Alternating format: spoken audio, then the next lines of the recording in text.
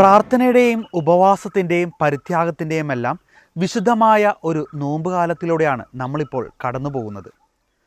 ഈശോയുടെ കാൽവരി യാത്രയുടെയും പീഡാസഹനത്തിലുമെല്ലാം ഭാഗമാകുന്നതിനും തങ്ങളുടെ പാപങ്ങൾക്ക് പ്രായശ്ചിത്തമായും ഈ കുരിശുമലകൾ കയറുന്ന ഒരു പാരമ്പര്യം ആദിമകാലം മുതലേ ക്രൈസ്തവരിലുണ്ട്. ഇന്നും ആ ഒരു പാരമ്പര്യം നമ്മൾ നിലനിർത്തി പോരുകയും ചെയ്യുന്നു. കേരളത്തിലെ പ്രധാനപ്പെട്ട കുരിശുമലകളെ പരിചയപ്പെടുത്തുന്ന കുരിശുമലകൾ ഒരു നോമ്പുകാല തീർത്ഥാടനം എന്ന ഈ ഒരു പ്രോഗ്രാമിലേക്ക് ഗുഡ്നസ് ടിവിയുടെ എല്ലാ പ്രേക്ഷകർക്കും ഹൃദ്യമായ സ്വാഗതം.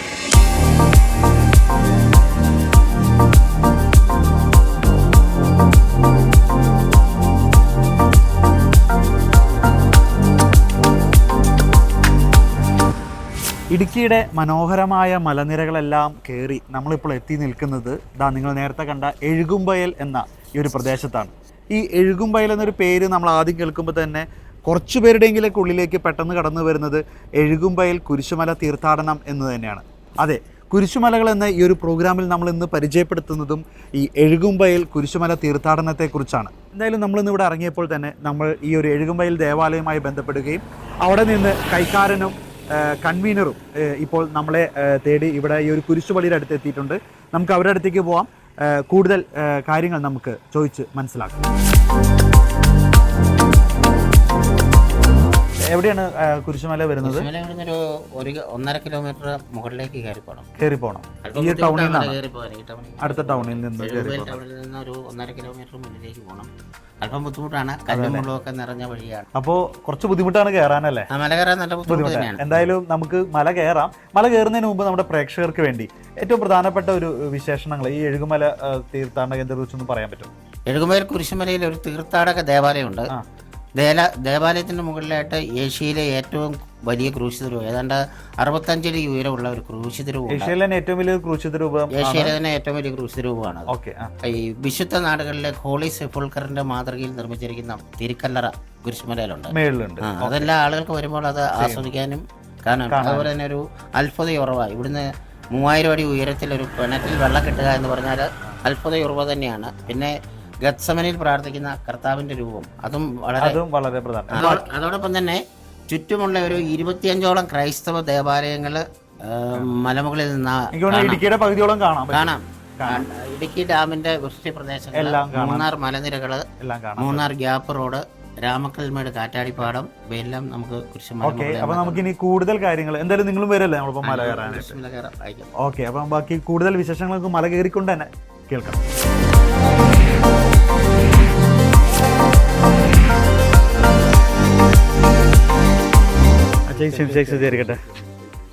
അതിൻ്റെ പേര് തോമസ് വട്ടമല. അപ്പോൾ എന്തായാലും എല്ലാവരും തന്നെ ഉണ്ട്. ഞങ്ങൾ ഇന്നിവിടെ എത്തിയിരിക്കുന്നത് നമ്മുടെ ഈ എഴുകുംവയൽ കുരിശുമല നമ്മുടെ പ്രേക്ഷകർക്ക് പരിചയപ്പെടുത്തുന്നതിന് വേണ്ടിയാണ്. വികാരിയച്ഛനും ഇടവജനങ്ങളും കൈക്കാരന്മാരും കമ്മിറ്റിക്കാരൊക്കെ നമ്മുടെ ഒപ്പം ഉണ്ട്. അപ്പോൾ എന്തായാലും അച്ഛാ, നമുക്ക് പ്രാരംഭ പ്രാർത്ഥന ആരംഭിച്ചുകൊണ്ട് ഈ ഒരു കുരിശുമല തീർത്ഥാടനം നടത്താം. നിത്യനായ ദൈവമേ, ഞങ്ങളങ്ങേ ആരാധിക്കുന്നു. പാപികളായ മനുഷ്യർക്ക് വേണ്ടി ജീവൻ ബലി കഴിക്കുവാൻ തിരുമനസ്സായ കർത്താവേ, ഞങ്ങളങ്ങേക്ക് നന്ദി പറയുന്നു.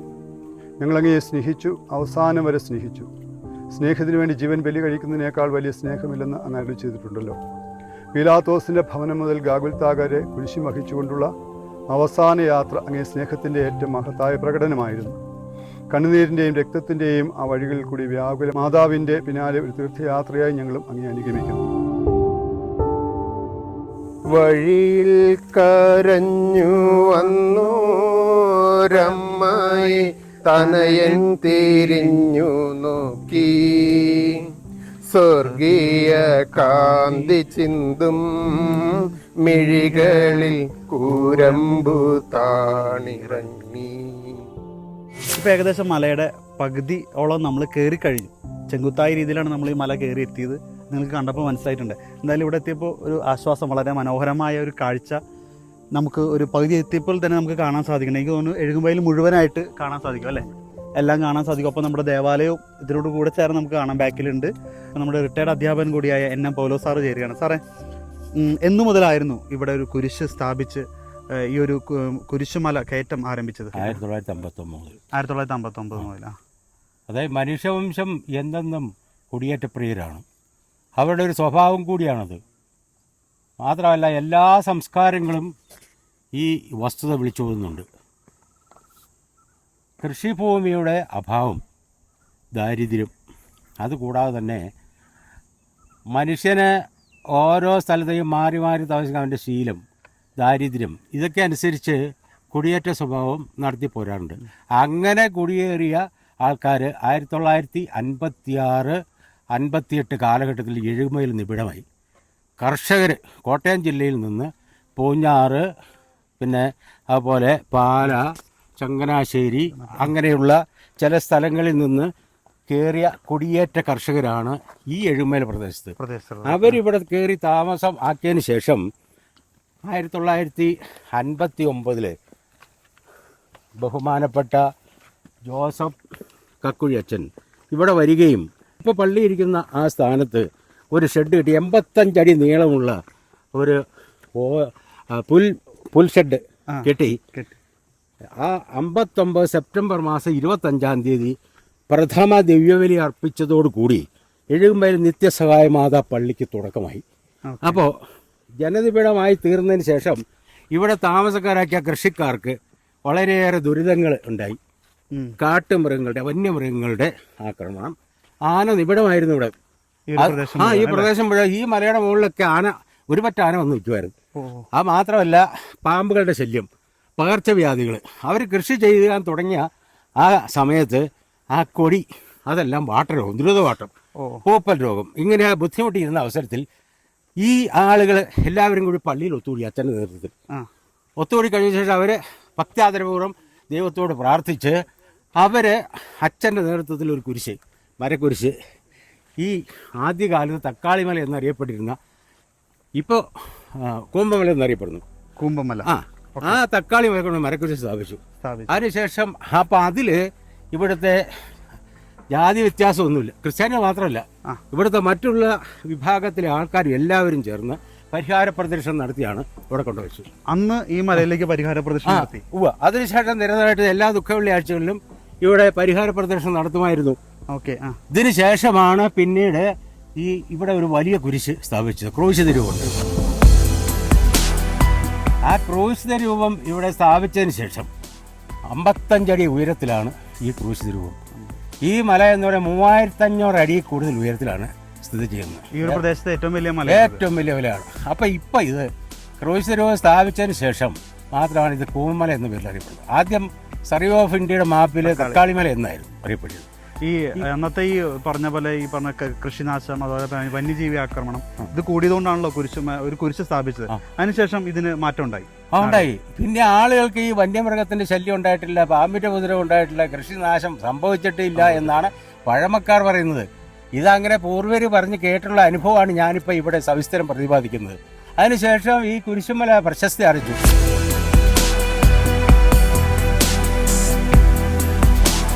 അങ്ങനെ ഒരു നാടിൻ്റെ മുഴുവൻ കണ്ണീരൊപ്പിയ ഒരു അത്ഭുത കുരിശിൻ്റെ അടുത്തേക്ക് തന്നെയാണ് നമ്മൾ കടന്നു ചെല്ലുന്നത്.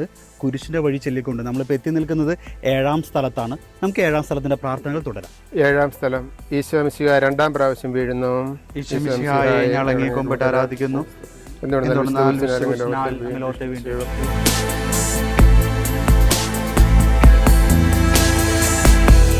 അങ്ങനെ നമ്മൾ ഈ എഴുകുമ്പയിൽ കുരിശുമലയുടെ പകുതി സ്റ്റേഷൻസ് പിന്നിട്ടിരിക്കുകയാണ്.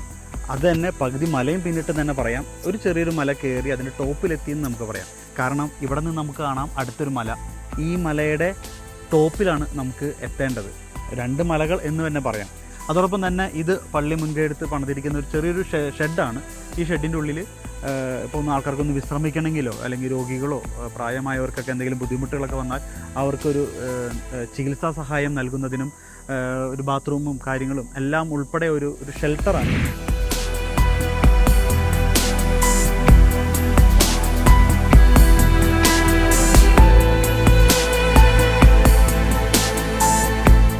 അങ്ങനെ നമ്മൾ എഴുകുമ്പയിൽ കുരിശുമലയുടെ ഏറ്റവും ടോപ്പിലെത്തിയിരിക്കുകയാണ്. വളരെ ദുർഘടമായ രീതിയിൽ ചെങ്കുത്തായ മലയാണ് നമ്മൾ എഴുകുമ്പയിൽ കയറി വന്നത്.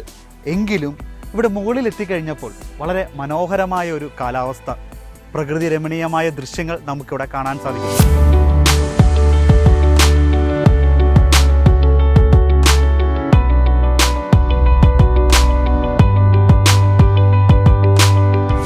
13-ാം സ്ഥലത്തിലേക്ക് എത്തുമ്പോൾ നമുക്ക് വളരെ മനോഹരമായ ഭക്തിനിർഭരമായ ഒരു കാഴ്ചയാണ് കാണാൻ സാധിക്കുന്നത്. ഈശോയെ മാതാവിൻ്റെ മടിയിൽ കിടത്തുന്ന ഒരു ഭാഗമാണ് നമുക്ക് 13-ാം സ്ഥലത്ത്. അത് ഇവിടെ വളരെ നല്ലൊരു രൂപം, വളരെ ഉയരത്തിൽ തന്നെ അത് നിർമ്മിച്ചിട്ടുണ്ട്. എന്താണ് ചേട്ടാ ഇതിൻ്റെ ഒരു പ്രത്യേകത? രൂപത്തിൻ്റെ പേര് മിസേറിയ എന്നാണ്. മിസേറിയ എന്ന ഒരു ജർമ്മൻ വാക്കാണ്. അത് മാതാവിൻ്റെ വ്യാകുലം എന്നുള്ളതാണ് അതിൻ്റെ വാക്കിൻ്റെ മലയാള പദം. അത് നമ്മൾ പ്രത്യേകം സാധാരണ രൂപങ്ങളിൽ നിന്നും വ്യത്യസ്തമാണ് ഈ രൂപം. അത് സാധാരണ മാതാവിൻ്റെ മടിയിൽ കിടത്തുകയാണ്, അങ്ങനെയാണ് ചിത്രീകരിച്ചത് ബാക്കി എല്ലായിടത്തും. പക്ഷേ ഇവിടെ മാത്രമേ ഉള്ളൂ, നമ്മുടെ ഇവിടെ മാത്രമാണ് ഇങ്ങനെ ഉണ്ടാക്കിയിരിക്കുന്നത്. ഈ രൂപം ഉണ്ടാക്കിയിരിക്കുന്ന ലോകപ്രശസ്ത ശില്പിയായ ടി ജെ ജോസ് തേക്കന്നാലാണ്. അദ്ദേഹം തന്നെയാണ് നമ്മുടെ വലിയ ക്രൂശ് രൂപം നിർമ്മിച്ചിരിക്കുന്നത്.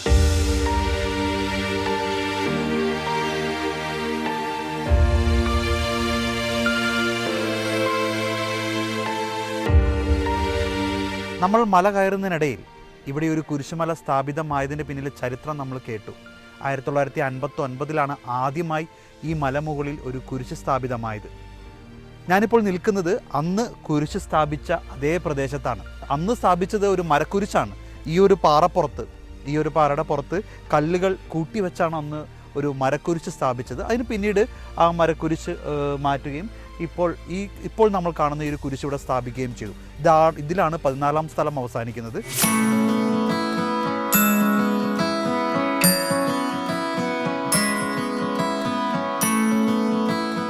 മലമുകളിലെ പ്രധാന ദേവാലയമാണ്. ഇവിടെയാണ് വിശുദ്ധ കുർബാനയും മറ്റ് തിരുക്കർമ്മങ്ങളെല്ലാം നടക്കുന്നത്. ഈ ഒരു ദേവാലയത്തിൻ്റെ കൃത്യം നടുക്ക് നിന്നാണ് ആ ഒരു കുരിശുരൂപം ഉയർത്തിയിരിക്കുന്നത്.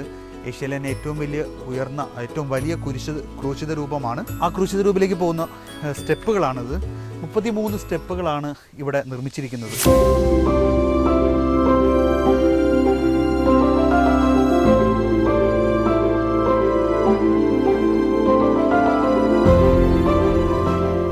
ഞങ്ങളുടെ പാപങ്ങൾ നിമിത്തം അങ്ങേ പ്രിയപുത്രൻ ആണികളാൽ തറയ്ക്കപ്പെടുകയും കുന്തത്താൽ കുത്തപ്പെടുകയും ചെയ്തു.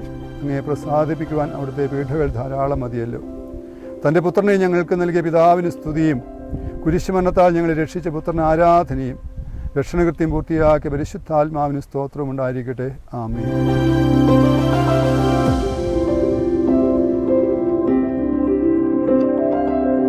എഴുകുംവയൽ തീർത്ഥാടന കേന്ദ്രത്തിൻ്റെ വികാരിയായ ഫാദർ തോമസ് വട്ടമലച്ചൻ നമ്മളൊപ്പം ചേരുകയാണ്. അച്ഛൻ, എങ്ങനെയാണ് ഈ ഒരു നോമ്പുകാലവുമായി ബന്ധപ്പെട്ട് ഇവിടെ നടക്കുന്ന തിരുക്കർമ്മങ്ങളും കാര്യങ്ങളെല്ലാം? നമ്മളിപ്പോൾ നിൽക്കുന്നത് ഇത് തീർത്ഥാടന ദേവാലയത്തിൻ്റെ മുകൾ പരപ്പിലാണ്. കുരിശുരൂപത്തോട് ചേർന്നാണ് നിൽക്കുന്നത്. നമ്മൾ നോമ്പ് ആരംഭിച്ചു കഴിഞ്ഞാൽ അന്ന് മുതൽ എല്ലാ ദിവസവും വൈകുന്നേരം 7 മണിക്ക് ഈ ദേവാലയത്തിൽ, ഈ കുരിശുമല ദേവാലയത്തിൽ കുർബാനയുണ്ട്. പിന്നെ വെള്ളിയാഴ്ചകളിൽ 9:30-ക്ക് എഴുകുംവയൽ കുരിശുപള്ളിയുണ്ട്. ആ കുരിശുപള്ളിയിൽ നിന്ന് പരിഹാര പ്രദക്ഷിണമായിട്ട് ഈ കുരിശുമലയിലേക്ക് വരും. അപ്പോൾ നമ്മൾ കുരിശിന് വഴിയൊക്കെ ചൊല്ലിക്കൊണ്ടാണ് ആളുകൾ വരുന്നത്. ധാരാളം ആളുകൾ അതിൽ സംബന്ധിക്കുന്നുണ്ട്. എല്ലാ സ്ഥലങ്ങളിലും, ഇടുക്കിയിൽ നിന്ന് മാത്രമല്ല, തിരുവനന്തപുരം, തൃശ്ശൂർ, പാലക്കാട്, ഇങ്ങനെ എല്ലാ സ്ഥലങ്ങളിൽ നിന്നും ആളുകൾ വരുന്നുണ്ട്. ഈ തീർത്ഥാടനത്തിൽ ആളുകൾ പങ്കെടുക്കാറുമുണ്ട്. അവർ പ്രാർത്ഥനയോടുകൂടിയാണ് എല്ലാവരും കടന്നു വരുന്നത്. രാവിലെ 9:30-ക്ക് ആരംഭിച്ച് ഇവിടെ വരുമ്പോഴത്തേക്കും 11 മണിയാകും. 11 മണിക്ക് വിശുദ്ധ ബലിയിൽ പങ്കെടുക്കും. വിശുദ്ധ ബലി പങ്കെടുത്തതിന് ശേഷം ആളുകൾക്ക് നേർച്ചക്കഞ്ഞി കൊടുക്കും. നേർച്ചക്കഞ്ഞിയും കുടിച്ചിട്ടേ ആളുകൾ പോവുകയുള്ളൂ. പിന്നെ വീണ്ടും അന്ന് തന്നെ എല്ലാ ദിവസവും, എല്ലാ വെള്ളിയാഴ്ചകളിലും വൈകുന്നേരം 5 മണിക്ക് വീണ്ടും കുർബാനയുണ്ട്. ആ സമയത്തും ആളുകൾ ഇതുപോലെ വരും. അവർക്കും കുർബാനയ്ക്ക് ശേഷം നേർച്ചക്കഞ്ഞി കൊടുക്കുന്നുണ്ട്. പിന്നെ 40-ാം വെള്ളിയാഴ്ചയാണ് ഏറ്റവും ആഘോഷമായിട്ട്. ഇടുക്കി രൂപത തീർത്ഥാടന കേന്ദ്രമാണിത്. അപ്പം പിതാവിൻ്റെ നേതൃത്വത്തിൽ കാൽനടയായിട്ട് വാഴത്തോപ്പ് പള്ളിയിൽ നിന്നായിരിക്കും മിക്കവാറുമൊക്കെ, കത്തീഡ്രൽ പള്ളിയിൽ നിന്ന് കാൽനടയായിട്ട് വരും. അവരോട് വന്ന് രാവിലെ വന്ന് കുരിശുമല കയറും. ആ കൂട്ടത്തിൽ ആയിരക്കണക്കിന് ആളുകൾ പിതാവിനെ അനുഗമിച്ച് ഇവിടെ കുരിശുമല കയറും. അവിടെ അന്നും ഇതുപോലെ ഇവിടെ വന്ന് വിശുദ്ധ ബലി അർപ്പിക്കുകയും അതിനുശേഷം അവർക്കെല്ലാവർക്കും, വരുന്നവർക്ക് 1,00,000 ആളുകൾ വന്നാലും അവർക്കെല്ലാം നമ്മൾ നേർച്ചക്കഞ്ഞി കൊടുക്കും. ഈ മറ്റ് സമയങ്ങളിൽ ഇപ്പോൾ നോമ്പിൻ്റെ ഇപ്പോൾ അവസാനം വരെ വരുന്നെങ്കിൽ മറ്റ് സമയങ്ങളിൽ എപ്പോൾ വേണമെങ്കിലും ഇവിടെ കയറാം? എപ്പോൾ വേണമെങ്കിലും ആളുകൾ ഇടയ്ക്ക് ഞങ്ങൾ പലപ്പോഴും എല്ലാ വെള്ളിയാഴ്ച, ആദ്യ വെള്ളിയാഴ്ചയും ഇവിടെ കുർബാനയുണ്ട്. ഇട ദിവസം വരുന്നവർക്കൊക്കെ ആണെങ്കിൽ ഇവിടെ വന്ന് മിക്കവാറൊക്കെ ഒന്ന് പ്രാർത്ഥിച്ചിട്ട് പോകുന്നുണ്ട് ആളുകൾ. ഈ നോമ്പുകാലത്ത് മാത്രമല്ല, അല്ലാത്ത സമയത്തും വരും. എല്ലാ ആദ്യ വെള്ളിയാഴ്ചയും കുർബാനയുണ്ട്. കൂടാതെ ഇടയ്ക്ക് വരും വരുമോ നോക്കുമ്പോൾ മിക്കവാറും ആളുകളൊക്കെ ഇതിലേക്ക് കയറി വരുന്നതാണ്. എല്ലാ ദിവസവും നോമ്പുകാലത്ത് അല്ലെങ്കിലും അല്ലാത്ത സമയത്തും വരുന്നത് കേന്ദ്രമായിട്ട് തന്നെ മാറി.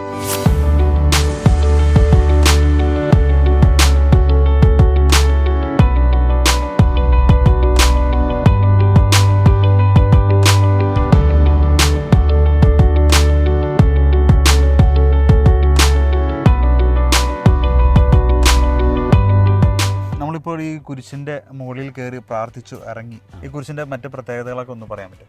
ഇത് കുരിശുമല, എഴുകുമ്പയിൽ കുരിശുമലയുടെ മുകൾ പരപ്പാണിത്. മുകൾ പരപ്പിലുള്ള തീർത്ഥാടക ദേവാലയത്തിൻ്റെ അടിയിൽ നിന്നുമാണ് ഈ കുരിശിൻ്റെ അടിയിൽ നിന്നുമാണ് പണി ആരംഭിച്ചിരിക്കുന്നത്. ഈ തീർത്ഥാടക ദേവാലയത്തിൻ്റെ മുകൾ പരപ്പിലെത്തിയാൽ കുരിശുരൂപത്തിൻ്റെ അടിയിൽ നമുക്ക് സ്പർശിക്കാം. അങ്ങനെ കുരിശുമലയിലെത്തുന്ന മുഴുവൻ വിശ്വാസികളും ആ കുരിശുരൂപത്തിൽ സ്പർശിച്ചാണ് കടന്നു പോകുന്നത്. ഈ തീർത്ഥാടക ദേവാലയത്തിൻ്റെ അടിനിരപ്പിൽ നിന്നും 33 നടകളാണ് മുകളിൽ കുരിശുരൂപത്തിൻ്റെ ചുവട് വരെ. അതായത് ഈ ക്രിസ്തു ദേവന ഈ ഇഹലോകത്ത് ജീവിച്ചിരുന്ന 33 വർഷങ്ങളെ സൂചിപ്പിച്ചുകൊണ്ടാണ് അത് വിഭാവനം ചെയ്തിരിക്കുന്നത്. പിന്നെ ഈ കുരിശുരൂപത്തിൻ്റെ വേറൊരു പ്രത്യേകത എന്ന് പറഞ്ഞാൽ എല്ലായിടത്തും നമ്മൾ കാണുന്ന കുരിശുരൂപം മരിച്ച കർത്താവിൻ്റെ രൂപമാണ്. എന്നാൽ ഈ നമ്മുടെ ദേവാലയ മുകൾ പരത്തിൽ, ഈ കുരിശുമല ദേവാലയത്തിൻ്റെ മുകൾ പരപ്പിൽ പണിതിരിക്കുന്ന ഈ കുരിശുരൂപം മരിക്കാത്ത കർത്താവിൻ്റെ രൂപമാണ്. അതെന്നാണ് തൊട്ടു മുൻപ് കൈവിരിച്ചുകൊണ്ട് പിതാവ് ഇവരോട് ക്ഷമിക്കണമേ എന്ന് പ്രാർത്ഥിക്കുന്ന ഒരു ശില്പിയുടെ ഭാവനയിൽ അങ്ങനെയാണ് ചെയ്തത്. പ്രസിദ്ധ ശില്പി TJ ജോസ് തേക്കനാലാണ് ശില്പത്തിന് രൂപം നൽകിയിരിക്കുന്നത്. നമ്മൾ കുരിശിന് താഴെ കുറച്ച് കല്ലുകൾ വെച്ചിട്ടുണ്ടല്ലോ, അത് വിശുദ്ധ നാടുകളിലൊക്കെ ഈ ഭാരതത്തിലെല്ല ലോകത്തിലെ 6 ഭൂഖണ്ഡങ്ങളിൽ നിന്ന് കളക്ട് ചെയ്ത തിരുശേഷിപ്പുകളാണ് അവിടെ വെച്ചിരിക്കുന്നത്. ഭാവിയിൽ 6 ഭൂഖണ്ഡങ്ങളിൽ നിന്നും തീർത്ഥാടകരിവിടെ എത്തണം എന്നുള്ള ഒരു അന്നിരുന്ന വികാരിയച്ഛനായിരുന്ന ഫാദർ ജോൺ ആനിക്കോട്ടിൽ ഈ കാഴ്ചപ്പാട് അച്ഛൻ കണ്ടതിൻ്റെ പശ്ചാത്തലത്തിലാണ് അങ്ങനെ വെച്ചിരിക്കുന്നത്.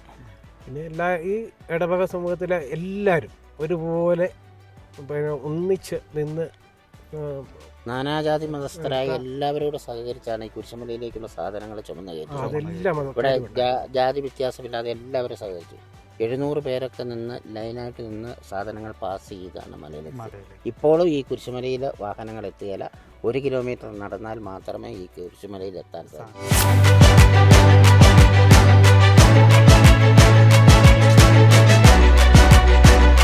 ഈ ഒരു തീർത്ഥാടന കേന്ദ്രത്തിൻ്റെ ഒരു അത്ഭുതം എന്ന് പറയുന്നത് ഈ ഒരു കിണറാണ്. ഇവിടെ വന്നപ്പോൾ ഈ കിണറുമായി ബന്ധപ്പെട്ട് ഒരുപാട് ചരിത്രങ്ങൾ നമ്മൾ കേട്ടു. ഇത്രയും വലിയൊരു മലയുടെ മുകളിൽ, നമുക്കറിയാം എഴുകുമ്പയിലെ ചുറ്റും ഇത്രമാത്രം മലകളുണ്ടെങ്കിൽ ആ മലയുടെ ഏറ്റവും വലിയ മലയാണ് എഴുകുമ്പയിൽ മല. ഈ മലയുടെ കുരിശുമലയുടെ മുകളിലാണ് ഒരു കിണർ. ആ കിണറ്റിൽ നിന്ന് ഞാനിപ്പോൾ വെള്ളം കോരി കുടിക്കുന്നു. വലിയൊരു അത്ഭുതം, ദൈവത്തിൻ്റെ വലിയൊരു അത്ഭുതം ഈ ഒരു കിണറിൻ്റെ പിന്നിലുണ്ട്. എന്തായാലും അത് നമ്മളോട് ഇപ്പോൾ കൈക്കാരനും നമ്മൾ പങ്കുവെക്കുകയാണ്. 2018 നമ്മുടെ ഈ കിണറിൻ്റെ നിർമ്മാണം തുടങ്ങിയത്. അതിനുള്ള കാരണം എന്ന് വെച്ചാൽ ആദ്യമേ തിരുവനന്തപുരത്തു നിന്നും അമ്പൂരി ഭാഗത്തുനിന്ന് ഒരു അച്ഛനും ഒരു ഇടവകയിലെ കുറേ ആൾക്കാരും കൂടെ ഇവിടെ വന്നു. അച്ഛൻ കുർബാനയൊക്കെ കഴിഞ്ഞ് ഇവിടെ കാണുമ്പോൾ ചോദിച്ചു, എവിടെ നിന്നാണ് നിങ്ങളുടെ ജലം നിങ്ങൾക്ക് കിട്ടുന്നത് ചോദിച്ചപ്പോൾ ഞാൻ പറഞ്ഞു, താഴെയാണ് വെള്ളം കിട്ടുന്നത്. അപ്പോൾ അച്ഛൻ പറഞ്ഞു, നിങ്ങൾക്ക് ഇഷ്ടം പോലെ വെള്ളം ഇവിടെ കിട്ടാൻ സാധ്യതയുണ്ടല്ലോ, ഇവിടെ ഇഷ്ടം പോലെ ജലമുള്ള സ്ഥലമാണല്ലോ എന്ന് പറഞ്ഞു. ഞങ്ങളാരും അത് വിശ്വസിച്ചില്ല. അപ്പോൾ അതിൻ്റെ പിറ്റേ ആഴ്ച ഇവിടെ ഒരു തൂക്കുപാലത്തുള്ള ഒരു ചേട്ടൻ, വെട്ടത്ത് ആൻ്റണി എന്നാണ് പുള്ളിക്കാരൻ്റെ പേര്, പുള്ളിക്കാരൻ ഇവിടെ വന്നു. അപ്പോൾ ഞാനിവിടെ മുറിയിലിരിക്കുമായിരുന്നു. പുള്ളിക്കാരൻ വന്ന് പറഞ്ഞു, എൻ്റെ കാല് വിറയ്ക്കുന്നു. അപ്പോൾ ഞാൻ ഓർത്ത് പുള്ളിക്കാരനെ എന്തെങ്കിലും മല കയറിയതിൻ്റെ ക്ഷീണമായിരിക്കുമല്ലോ എന്ന് കരുതി ഞാൻ പറഞ്ഞു, ഇവിടെ കട്ടിലേക്ക് കിടന്നോളൂ എന്ന് പറഞ്ഞപ്പോൾ അങ്ങനെ ചേട്ടൻ പറഞ്ഞു, എനിക്ക് അങ്ങനെയല്ല, എനിക്ക് ജലസാന്നിധ്യമുള്ള സ്ഥലത്ത് വരുമ്പോൾ എനിക്കൊരു എൻ്റെ കാലിൽ അതിന് ചലനം ഉണ്ടാകും. ഇവിടെ ഒരു കിണറിന് ഇവിടെ ഒരു ധാരാളം വെള്ളം കിട്ടുന്ന ഒരു സ്ഥലമാണ് എന്ന് പറഞ്ഞു. അങ്ങനെ ആ ചേട്ടൻ ഇവിടെ സ്ഥാനം കണ്ടു. അപ്പോൾ അത് കഴിഞ്ഞ് അന്ന് തന്നെ വികാരിയച്ഛൻ കയറി വന്നപ്പോഴത്തേക്കും അന്ന് കുർബാന അർപ്പിക്കാൻ വന്നിരുന്ന ബഹുമാനപ്പെട്ട മാതാൽ കുന്നേലച്ചനായിരുന്നു. അപ്പോൾ ഈ കാര്യം പറഞ്ഞപ്പോൾ മാതാൽ കുന്നേലച്ചൻ വെള്ളത്തിൻ്റെ സ്ഥാനം കാണുന്ന ഒരു അച്ഛനായിരുന്നു. അപ്പം അച്ഛനോട് വികാരിയച്ഛൻ പറഞ്ഞു, അച്ഛനോട് സ്ഥാനം കാണും എന്ന് പറയുമ്പോൾ കറക്റ്റ് അവിടെ തന്നെ വന്ന് അച്ഛനും സ്ഥാനം കണ്ടു. അപ്പോൾ അങ്ങനെയാണ് ഇവിടെ നമ്മൾ കിണറിൻ്റെ നിർമ്മാണം തുടങ്ങി. 14 അടിയോളം മണ്ണായിരുന്നു ഇവിടെ. ആ 14 അടി മണ്ണ് ആഴ്ച ചെന്നപ്പോഴത്തേക്കും പാറയാണ്. പിന്നെ പാറ പൊട്ടിച്ചിറങ്ങി ഒരു 1.5 അടി തൊട്ട് വെള്ളത്തിൻ്റെ സാന്നിധ്യം കണ്ടു.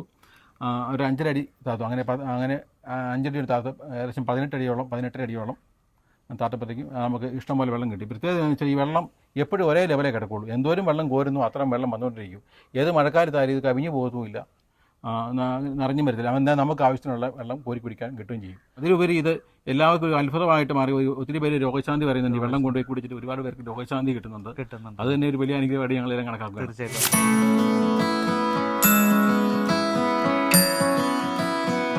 കേരളത്തിൻ്റെ തന്നെ വിവിധ ഭാഗങ്ങളിൽ നിന്നായിട്ട് നിരവധി പേരാണ് ഈ ഒരു നോമ്പുകാലത്തും അല്ലാതെയുമായിട്ട് ഈ ഒരു എഴുകുമ്പയിൽ കുരിശുമലയിലേക്ക് വരുന്നത്. ഏകദേശം 1 ലക്ഷക്കണക്കിന് ആളുകളാണ് ഈ നോമ്പുകാലത്ത് തന്നെ വരുന്നത്. എന്തൊക്കെ ഒരുക്കങ്ങളാണ് നിങ്ങൾ ഈ ഒരു നോമ്പുകാലത്ത് ഈ ഒരു കുരിശുമലയിൽ ജനങ്ങൾക്ക് വളരെ സൗകര്യപ്രദമായി ഈ ഒരു മല കയറി പ്രാർത്ഥിച്ച് പോകാനൊക്കെ ആയിട്ടുള്ള ഒരുക്കിയിരിക്കുന്നതെന്ന് പറയാം? നമ്മുടെ നോമ്പുകാലം ആരംഭിക്കുന്നത് മുതൽ തന്നെ ഏറ്റവും പ്രധാനപ്പെട്ട വേണ്ട ഒരു ഘടകം എന്ന് പറയുന്നത് മലയടിവാരം മുതൽ കുരിശുമലയുടെ മുകൾ ഭാഗം വരെയുള്ള പ്രകാശ ക്രമീകരണമാണ്. പ്രകാശം നോമ്പ് ആരംഭിക്കുന്ന വിഭൂതിയുടെ അന്ന് വൈകുന്നേരം മുതൽ നമ്മൾ കുരിശുമലയിലേക്കുള്ള ലൈറ്റുകൾ പ്രകാശിപ്പിക്കുന്നു. അതിന് വർഷങ്ങളായിട്ട് നേതൃത്വം കൊടുക്കുക നമ്മുടെ എഴുകുമേൽ ഇടവപ്പള്ളിയുടെ പ്രധാന കൈക്കാരനായ തോമസ് വെച്ചുച്ചെരുവിൽ എന്ന തോമാച്ചൻ ചേട്ടനും അതുപോലെ ബിജു പുതുപ്പറമ്പിൽ എന്ന ഒരാളുടെ ആ ഉത്തരവാദിത്വം സ്വന്തം എന്ന തീരുമാനത്തിൽ തന്നെ ഏറ്റെടുത്ത് വിഭൂതിയുടെ അന്ന് മുതൽ ലൈറ്റ് ക്രമീകരണങ്ങൾ നടത്തി നമ്മൾ പുതിയ ഞായറാഴ്ച വരെ എല്ലാ ദിവസവും വളരെ ഭംഗിയായിട്ട് ലൈറ്റിൻ്റെ അറ്റകുറ്റപ്പണികളൊക്കെ നോക്കി പ്രകാശിപ്പിക്കുന്നു. മറ്റൊരുക്കങ്ങൾ എന്ന് പറയുമ്പോൾ നമ്മുടെ നോമ്പുകാലത്ത് നേർച്ചക്കഞ്ഞി തയ്യാറാക്കുന്ന ഒരു ക്രമീകരണമാണ് അടുത്തതായിട്ടുള്ളത്. നേർച്ചക്കഞ്ഞി എന്ന് പറയുമ്പോൾ നമ്മുടെ കുരിശുമലയിലെ ക്രൂശ് രൂപം സ്ഥാപിച്ച ആ കാലം തൊട്ടേ ഓരോ വ്യക്തികൾ ഈ നേർച്ച ഏറ്റെടുത്ത് നോമ്പിലെ ആദ്യത്തെ വെള്ളിയാഴ്ച മുതൽ ദുഃഖ വെള്ളിയാഴ്ച വരെ പുതിയ ഞായറാഴ്ച വരെയുള്ള ശുശ്രൂഷകൾ വ്യക്തികൾ ഏറ്റെടുത്ത് അതിന് നേർച്ചയായിട്ട് അടയ്ക്കുന്ന പണം പള്ളി സ്വീകരിച്ച് ഒരു ടീം വർക്കായിട്ട് ആ നേർച്ചക്കഞ്ഞി തയ്യാറാക്കി വരുന്നിടത്തോളം വിശ്വാസികൾക്ക് നൽകുക എന്നുള്ള ഒരു ശുശ്രൂഷയും ഇവിടെ നടത്തി വരുന്നു. ഇവിടെ എത്തുന്ന എല്ലാ വിശ്വാസികളും സുരക്ഷിതരായിട്ട് അവരുടെ തീർത്ഥാടനം പൂർത്തിയാക്കുന്നതിന് വേണ്ട ക്രമീകരണങ്ങൾ ഈ മലയിൽ വിവിധ ഭാഗങ്ങളിലായിട്ട് ചെയ്തിട്ടുണ്ട്. സ്പെഷ്യൽ മെഡിക്കൽ ടീമുകൾ ഉൾപ്പെടെ സുരക്ഷയുടെ എല്ലാ മാനദണ്ഡങ്ങളും അറേഞ്ച് ചെയ്തിട്ടുണ്ട്. 14ാം സ്ഥലം പ്രാർത്ഥനയ്ക്ക് ശേഷം ഏഷ്യയിലെ തന്നെ ഏറ്റവും വലിയ ക്രൂശിത രൂപമായ ഈ ഒരു എഴുകുംപയിൽ ആ ഒരു കുരിശിനിൽ വന്ന് പ്രാർത്ഥിച്ച് വണങ്ങി ആളുകൾ അതിൽ താഴെ കൂടി ഇറങ്ങി വരുന്നൊരു വഴിയാണ് ഇപ്പോൾ നമ്മൾ കാണുന്നത്. ഈ വഴിയിലൂടെ നടക്കുമ്പോൾ എൻ്റെ പിന്നിൽ കാണുന്നത് ഇവിടുത്തെ ഒരു തിരുക്കല്ലറയാണ്, ഈശോയെ അടക്കിയിരിക്കുന്ന കല്ലറ. വിശുദ്ധ നാട്ടിലൊക്കെ കാണുന്നത് പോലെ ഹോളി സെപ്പൾക്കറിൻ്റെ മാതൃകയിലാണ് ഈ ഒരു ഈശോയുടെ കല്ലറ പണിതിരിക്കുന്നത്. നമുക്ക് എന്തായാലും ആ കല്ലറയിലേക്ക് പ്രവേശിക്കാം.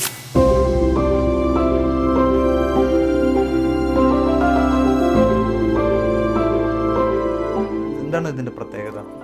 യേശുവിനെ അടക്കിയിരിക്കുന്നതായ രൂപത്തിൽ തന്നെ നമുക്ക് ഇതുപോലെയുള്ള ഒരു പ്രവൃത്തിയുടെ ഒരു പാറ ഇതുപോലെ ഉണ്ട്. അപ്പോൾ അത് കഴിഞ്ഞപ്പോഴത്തേക്ക് നല്ല രീതിയിൽ ഇത് ചെയ്യാനായിട്ട് ഒരു സൈഡ് വാർത്തെടുത്ത് ഇങ്ങനെ യേശുവിൻ്റെ രൂപവും എല്ലാം ഇത് ഈ പാറയെല്ലാം നാച്ചുറലായിട്ട് തന്നെ ഉള്ളതാണ്. അതായത് പ്രകൃതിയെ തന്നെ ഇങ്ങനെ ഒരു കല്ലറ പോലെ തന്നെ ഇവിടെ ഉണ്ടായിരുന്നു. അത് നിങ്ങൾ പിന്നീട് നിങ്ങൾക്ക് അങ്ങനെ അത് കണ്ട് മനസ്സിലാക്കി. അതായത് ഈ പാറകൾ ഇതേപോലെ കിടക്കാൻ ആ രീതിയിൽ തന്നെ ഉണ്ടായിരുന്നു. അതേപടി ഉണ്ടായിരുന്ന പാറയാണ്.